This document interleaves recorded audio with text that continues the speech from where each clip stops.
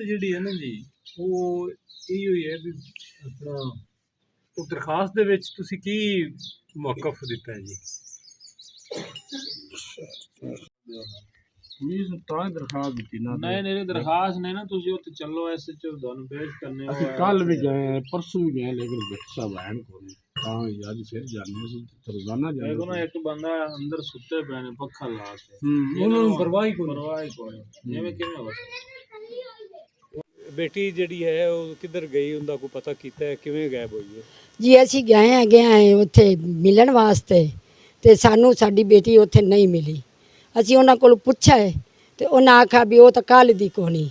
ਬੱਚਿਆਂ ਕੋਲ ਮੈਂ ਪੁੱਛਿਆ ਤੇ ਬੱਚਿਆਂ ਆਖਿਆ ਵੀ ਸਾਡੀ ਮਾਂ ਕੱਲ੍ਹ ਦੀ ਕੋਣੀ। ਮੁੜ ਮੈਂ ਇਹਨਾਂ ਨੂੰ ਆਖਿਆ, ਮੈਂ ਕਿ ਤੁਹਾਡੀ ਦਾਦੀ ਦਾਦਾ ਪਿਓ ਤੇਰੀ ਭੂਈ ਉਹ ਕਿਦੇ ਹੈ? ਉਹ ਆਖੇ ਪਤਾ ਨਹੀਂ। ਜਿਸਲੇ ਮੈਂ ਹਾਲ ਗੱਤੀ ਹੈ ਤੇ ਉਸਲੇ ਆ ਵੱਡੀ ਛੋਰੀ ਬੋਲੀ ਨਹੀਂ ਤੇ ਨਿੱਕੇ ਅਬਦੁੱਲਾ ਨੇ ਮੈਨੂੰ ਆਖਿਆ ਨਾਨੀ ਮੇਰੀ ਦਾਦੀ ਤੇ ਇਹਦੇ ਸਾਰੇ ਪੈ ਨਾ ਦੇ ਕਮਰੇ ਵਿੱਚ। ਤੇ ਮੈਂ ਗਈ ਹਾਂ ਤੇ ਨਹੀਂ, ਮੈਂ ਆਖਿਆ ਨਹੀਂ ਛੱਦਾਂ ਇਹਨਾਂ ਦੀ ਦਾਦੀ ਦਾ ਨਾਮ ਮੈਂ ਬੁਲਾਇਆ ਹੈ। ਜਿਕਰੀ ਪਥਿੱਤਰ ਤੇ ਉੱਠੀ ਹੈ ਤੇ ਆਂਦੀ ਹੈ ਕਿ ਕਹਿਣਾ ਨਾ ਕੀ ਹੋ ਗਿਆ ਕੀ ਹੋ। ਮੈਂ ਕਿਹਾ ਮੇਰੀ ਉਜ਼ਮਾ ਕਿਦੇ ਹੈ, ਮੇਰੀ ਧੀ ਕਿਦੇ ਹੈ? ਅੱਗੋਂ ਆਂਦੀ ਨਹੀਂ ਚੁੱਪ ਕਰ ਹੌਸਲਾ ਕਰ। ਮੈਂ ਕਿਹਾ ਕਿਉਂ ਮੈਂ ਹੌਸਲਾ ਕਰਾਂ? ਮੇਰੀ ਧੀ ਕੋਣੀ ਤੇ ਮੈਂ ਕਿਉਂ ਹੌਸਲਾ ਕਰਾਂ? ਦੱਸ ਮੈਨੂੰ ਤੂੰ। ਉਸਲੇ ਮੇਰਾ ਜਵਾਈ ਵੀ ਉੱਠ ਖਲਾ ਹੈ, ਚੁੱਪ ਕਰ ਖਾਲਾ। ਮੇਰੇ ਮੀਆਂ ਨੂੰ ਆਂਦਾ ਕਿ ਮਾਮੂ ਉੱਥੇ ਤਾਂ ਨਹੀਂ ਗਈ। ਮੈਂ ਕਿਹਾ ਸੀ ਉੱਥੇ ਜਾਵੇ ਤਾਂ ਮੁੜਾ ਸੀ ਇੱਥੇ ਸਿਰ ਖਾਵਣ ਵਾਸਤੇ ਆਇਆ ਹੈ, ਤੁਹਾਨੂੰ ਵੇਖਣ ਆਇਆ ਹੈ। ਦੱਸੋ ਮੈਨੂੰ ਮੇਰੀ ਧੀ ਲਿਆ ਦਿਓ, ਮੈਨੂੰ ਧੀ ਚਾਹੀਦੀ, ਮੈਨੂੰ ਹੋਰ ਕੁਝ ਵੀ ਨਹੀਂ ਚਾਹੀਦਾ। ਮੇਰੇ ਨਿੱਕੇ ਨਿੱਕੇ ਦੋਤਰੇ ਰੋਲ ਗਏ। ਮੈਂ ਤਾਂ ਬੜੀ ਗਰੀਬੜੀ ਆ ਤੇ ਮੇਰਾ ਦਾਦਾ ਸਾਈ ਬੜਾ ਗਰੀਬ ਹੈ। ਮੇਰੀ ਉਜ਼ਮਾ ਮੈਨੂੰ ਲਿਆ ਤੇ ਦਿਓ ਜੋ ਮੇਰੀ ਧੀ ਹੈ। ਮੇਰੀ ਉਜ਼ਮਾ ਨਹੀਂ ਆਈ ਅੱਗੇ ਲਾਲ ਲੂਣ ਤੇ ਜਿਗਲਦੇ ਹੋ ਤੇ ਮੇਰੀ ਧੀ ਮੇਰੇ ਕੋਲ ਆ ਜਾਂਦੀ ਹੈ। ਕਦੇ ਕੋਈ ਕੂੜ ਮਾਰਦੇ ਨੇ, ਕਦੇ ਕੋਈ ਕੂੜ ਮਾਰਦੇ ਨੂੰ। ਮੇਰੀ ਧੀ ਆ ਜਾਵੇ, ਮੈਂ ਤਾਂ ਧੀ ਲੈਣੀ ਨੇ। ਬਾਲ ਤੇ ਮੈਂ ਪੇਕਿਆ ਤੇ ਗਈ ਆ। ਮੇਰੀ ਬੱਚੀ ਨੂੰ ਹੋ ਗਏ 10 ਸਾਲਾਂ ਦੀ ਸ਼ਾਦੀ ਕੀਤੀ ਹੈ, 5 ਬੱਚੇ ਹੋ ਗਏ ਨੂੰ। ਲੜਾਈ ਬੁਰਾ ਉਹਨਾਂ ਦਾ ਅੱਗੇ ਵੀ ਹੋ ਜਾਂਦਾ ਹੈ। ਇਹ ਸੀ ਉਹਨਾਂ ਕੁੱਟਾ ਮਾਰਿਆ ਗਿਆ। ਅਸੀਂ ਮਿਲਣ ਗਏ ਵੀ ਅਸੀਂ ਬੱਚੀ ਨੂੰ ਕੋਈ ਚੀਜ਼ਾਂ ਦੇ ਆਨੇ ਆ। ਅਗਾਂ ਗਏ ਤਾਂ ਉਹਨਾਂ ਕੋਲ ਇੱਥੋਂ ਕੱਲ੍ਹ ਦੀ ਗਾਇਬ ਹੈ ਤੇ ਮਿਹਰਬਾਨੀ ਕੀਤੀ ਜਾਵੇ, ਸਾਡਾ ਇਨਸਾਫ ਕਰਾਇਆ ਜਾਵੇ। ਇਸ 'ਚ ਦਰਖਾਸਤ ਵੀ ਉਹਨੂੰ ਦਿੱਤੀ ਹੈ, FIR ਕੱਟੇ, ਉਹਨਾਂ ਨੂੰ ਪਕੜੇ, ਸਾਡੀ ਬੱਚੀ ਸਾਡੀ ਬਰਾਮਦ ਕਰ ਦੇਵੇ। ਅੱਗੇ ਵੀ ਮੇਰੀ ਭੈਣ ਨੂੰ ਮਾਰਦਾ ਸੀ, ਬੜਾ ਮਾਰਦਾ ਸੀ। ਇੱਥੇ ਆਂਦੀ ਸੀ ਨਾ ਤੇ ਫਿਰ ਵਾਪਸ ਜਾਂਦੀ ਰਹਿੰਦੀ ਸੀ। ਹੁਣ ਉਹ ਆਖਦਾ ਮੈਂ ਉਹਨੂੰ ਹੱਥ ਵੀ ਨਹੀਂ ਲਾਇਆ।